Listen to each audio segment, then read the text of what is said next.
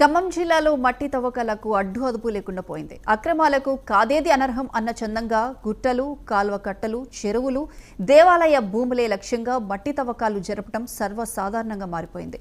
తాజాగా ఖమ్మం జిల్లా నేలకొండపల్లి మండలం రాజేశ్వరపురం రాజరాజేశ్వరి దేవస్థానంకు సంబంధించిన సర్వే నెంబర్ 254లో 18 ఎకరాల భూమి అమ్మగూడెం పరిధిలో ఉంది.